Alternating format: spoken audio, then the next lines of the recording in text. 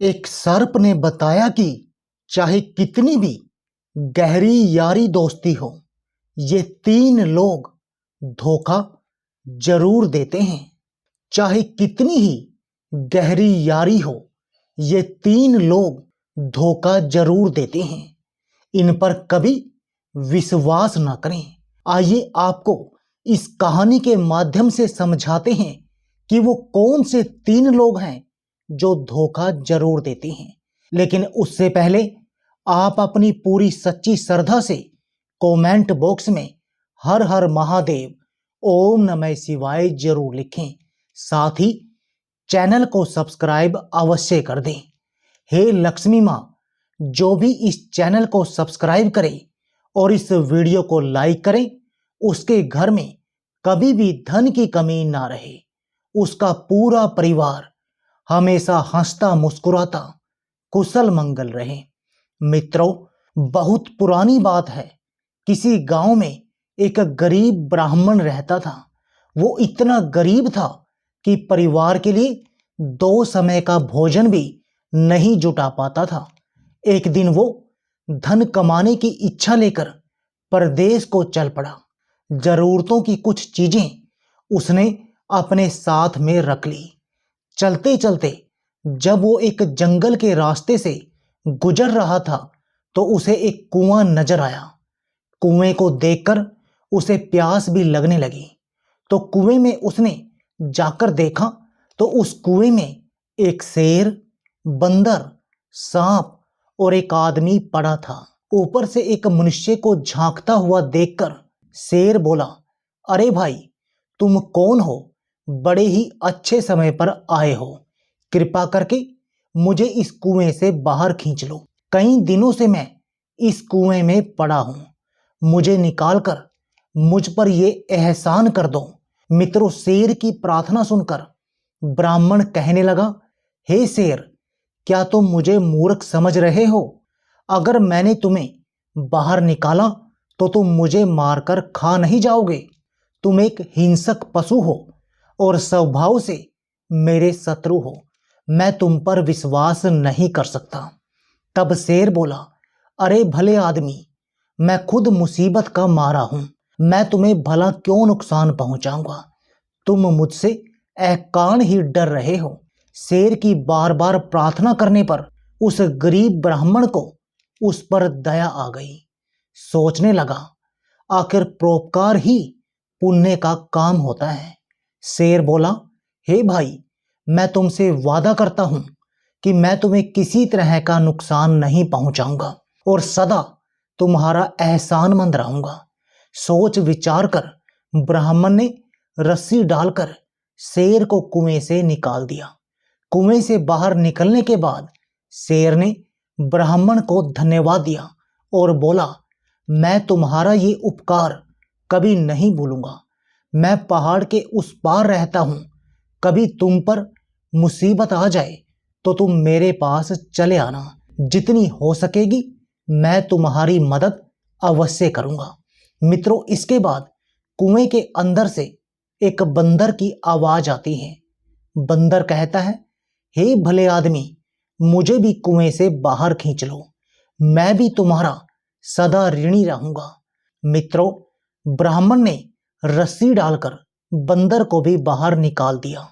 बंदर ने भी उसे धन्यवाद दिया और कहा कि मैं उस पहाड़ी के पीछे एक बगीचे में रहता हूं। कभी तुम्हें मेरी जरूरत पड़े तो तुम मेरे पास चले आना। मैं आपकी पूरी मदद करूंगा। इतना कहकर बंदर भी वहीं खड़ा हो गया। तब कुएं के अंदर से सांप ने आवाज लगाई, क्यों ब्राह्मण देवता, जिस तरह से आपने शेर और बंदर को निकाला है, मुझे भी निकालकर मुझ पर एक उपकार कर दो। तब ब्राह्मण बोला, ना बाबा ना, तुम तो एक सांप हो, कहीं मुझे काट लिया तो?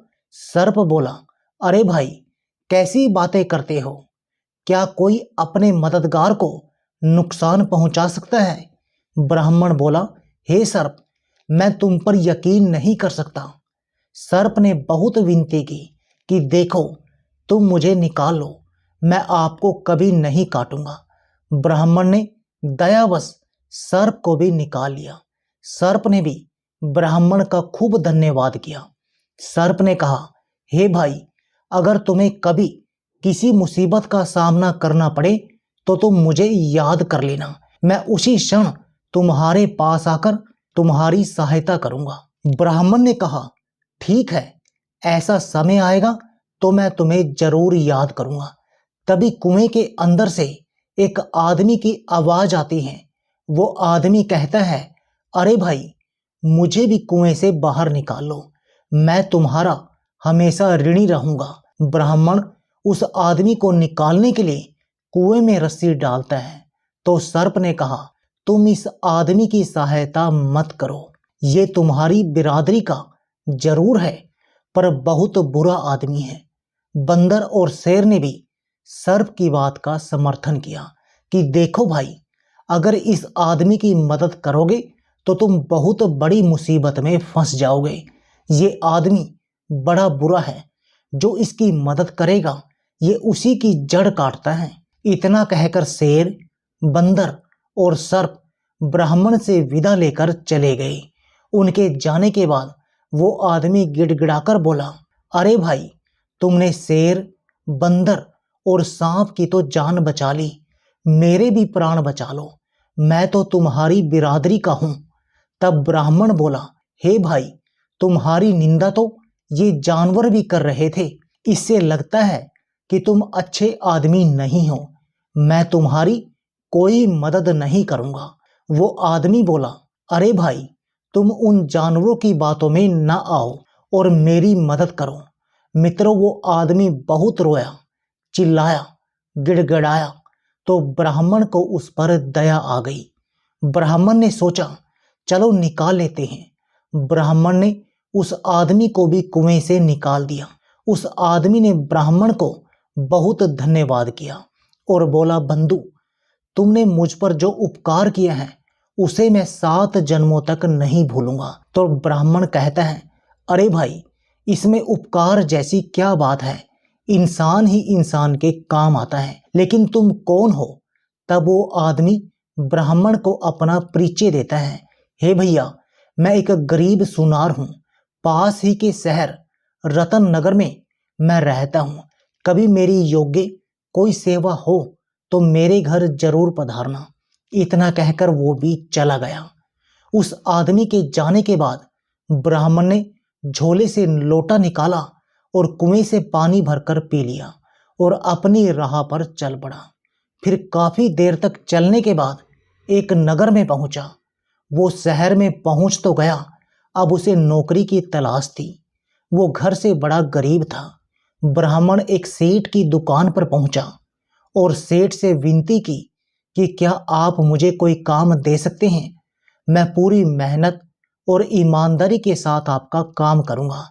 तब सेठ कहता है, माफ करना, मेरे पास कोई खाली जगह नहीं है, कोई दूसरा दरवाजा देखो। ब्राह्मण निराश होकर वहां से चला गया। उसके बाद ब्राह्मण ने नौकरी के लिए खूब दौड़ धूप की, लेकिन उसकी तकदीर ने उसका साथ नहीं दिया। तो ब्राह्मण सोचने लगा कि अब मैं अपने बीवी बच्चों के सामने क्या मुंह लेकर जाऊंगा। मुझ जैसे बदनसीब को अब आत्महत्या करना ही ठीक है। इस तरह हताश होकर ब्राह्मण आत्महत्या करने की सोचने लगा। लेकिन तभी उसे शेर, बंदर, सांप और सुनार के वचनों की याद आई और उसने सोचा, क्यों ना एक बार इन्हें भी आजमा कर देख लिया जाए, शायद वे मेरी कुछ मदद कर सकें। मित्रों, वो आत्महत्या का विचार त्याग कर सबसे पहले बंदर के पास पहुंचा। बंदर ने दिल खोलकर उसका स्वागत किया और खूब वृक्ष से तोड़कर मीठे मीठे फल खिलाए। बंदर ने कहा, आप कभी भी मेरे घर चले आना, यहाँ हमेशा आपका स्वागत होगा। ब्राह्मण ने बंदर से कहा, हे बंदर भाई, मैं वन के राजा शेर से मिलना चाहता हूँ, क्या तुम मुझे उसका पता बता सकते हो? तब बंदर कहता है, हाँ हाँ, क्यों नहीं, तुम पहाड़ी के नीचे चले जाओ। पहाड़ी के उस पार तुम्हें सबसे पहले वनराज की ही गुफा मिलेगी। इतना सुनने के बाद ब्राह्मण वहां से चला गया और शेर की गुफा के पास पहुंचा। जब ब्राह्मण शेर के पास पहुंचा तो शेर खुशी से उसका स्वागत करने के लिए आगे आया और बोला, तुम्हें देखकर मुझे बहुत खुशी हुई मित्र, बोलो मैं तुम्हारी क्या सेवा करूं। तब ब्राह्मण कहता है, हे भाई, मैं बहुत गरीब हूं, अगर मुझे कहीं से कुछ धन मिल जाए तो मैं अपने घर लौट जाऊं, वरना मेरे लिए खुदकुशी करने के सिवा कोई रास्ता नहीं है। इतना निराश न हो मित्र, तुम यहीं ठहरो, मैं अभी आता हूं। इतना कहकर शेर अपनी गुफा में चला गया। जब शेर गुफा से बाहर निकला तो उसके मुंह में सोने का सुंदर रतन जड़ित हार था। वो हार ब्राह्मण को देते हुए बोला, लो मित्र, इस हार को बेचकर तुम्हें अच्छे पैसे मिल जाएंगे, तुम्हारी सारी गरीबी दूर हो जाएगी। शेर से वो हार लेकर ब्राह्मण ने उसे धन्यवाद किया और कहा कि सचमुच तुमने अपना वचन निभाया। इतना कहकर ब्राह्मण ने हार उठाया और शेर से विदा ली और रतन नगर को लौट आया। वापिस लौटते हुए ब्राह्मण का मन खुशी से फूला नहीं समा रहा था। आखिरकार उसकी यात्रा सफल हो गई थी। इस हार को अच्छे दामों में बेचकर मैं घर लौट जाऊंगा। मुझे वापिस घर आया देखकर मेरी बीवी और मेरे बच्चे बहुत खुश होंगे। हार की बिक्री से खूब धन मिलेगा। अब हम सुख से दिन बिताएंगे। ब्राह्मण सोचता हुआ चला जा रहा था। फिर सोचने लगा कि मैं इस हार को बेचूं तो बेचूं कहाँ। अचानक उसे उस सुनार की याद आई जिसे उसने कुएं से निकाला था। सोचने लगा, मैंने उसकी जान बचाई थी, वो इस मामले में मेरी सहायता जरूर करेगा। मित्रों, ब्राह्मण ने सुनार की मदद लेने का निश्चय किया और रतन नगर पहुंचकर सीधा सुनार के घर पहुंच गया। सुनार ने देखा तो दिल बाग बाग हो गया। कहने लगा, आओ मित्र, कैसे आना हुआ? तो जवाब दिया कि मैं तुम्हारे पास एक जरूरी काम से आया हूं। तो सुनार कहता है, हाँ मित्र, कहिए, मैं तुम्हारे किस काम आ सकता हूं? तो ब्राह्मण बोला कि हे भाई, मेरे पास एक हार है, मैं चाहता हूं तुम उसे अच्छे दामों में बिकवा दो। इतना कहकर ब्राह्मण ने अपनी जेब से हार निकालकर उस सुनार के हाथ में थमा दिया। हार देखकर वो सुनार सोचने लगा, ये हार इस ब्राह्मण के पास कहां से आया? ये हार तो राजकुमार का है, जो शिकार पर जाने के बाद आज तक वापस नहीं लौटे, और ये हार मैंने ही राजकुमार को बनाकर दिया था। सुनार सोचने लगा, राजा ने इस बात की घोषणा कर रखी है कि जो कोई मेरे पुत्र का पता बताएगा तो मैं उसे बहुत सारा इनाम दूंगा। सुनार के मन में राजा द्वारा घोषित इनाम का लोभ जाग उठा। अगले ही पल वो अपनापन जताता हुआ बोला, हे मित्र, मैं तुम्हारी सहायता अवश्य करूंगा, लेकिन इस बारे में मैं किसी अच्छे जौहरी से राय लेना उचित समझता हूं, ताकि तुम्हें अच्छे पैसे मिल सकें। इतना कहकर सुनार ने वो हार लेकर अपनी जेब में रख लिया। फिर बाहर जाने के लिए तैयार होने लगा और उससे कहा कि तुम कुछ देर यहीं ठहर कर आराम करो, मैं तब तक जौहरी से मिलकर आता हूं। ब्राह्मण बोला, ठीक है मित्र, मैं यहीं बैठता हूं। फिर सुनार अपनी पत्नी को बुलाकर बोला कि तुम ब्राह्मण देवता की मेहमान नवाजी करो, इन्हें भोजन बनाकर खिलाओ, जरा मैं बाहर होकर आता हूं।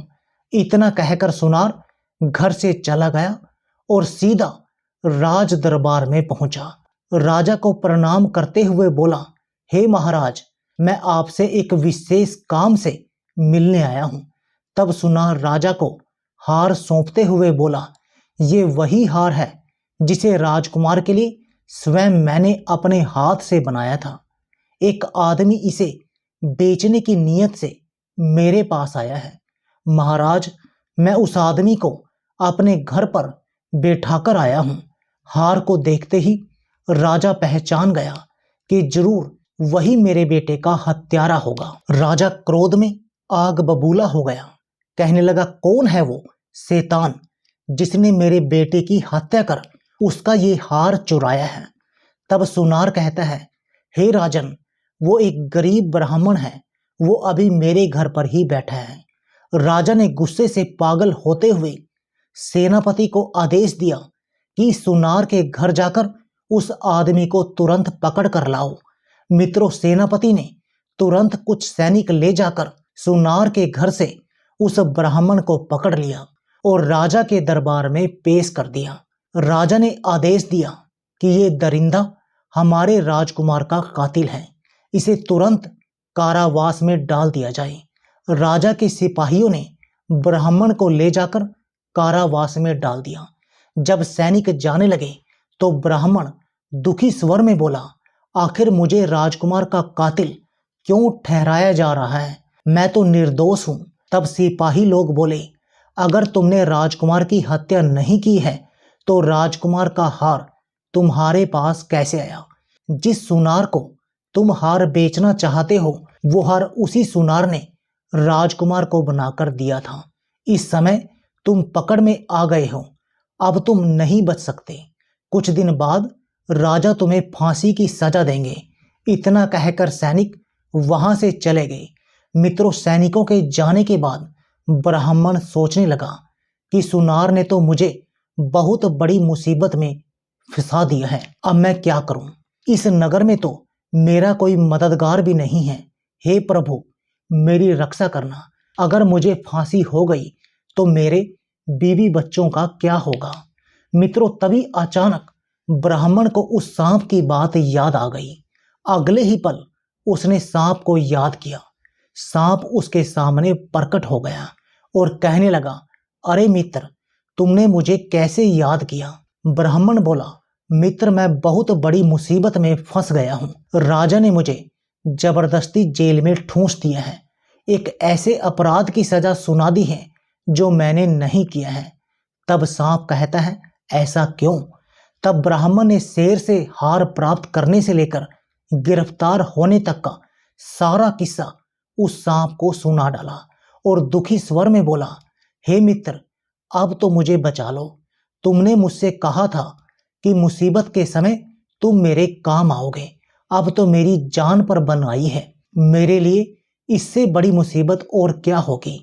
तब सर्प कहता है, हे मित्र, मैंने तुमसे पहले ही कहा था कि उस बुरे आदमी की सहायता मत करना, वो तुम्हारे लिए मुसीबत बन सकता है।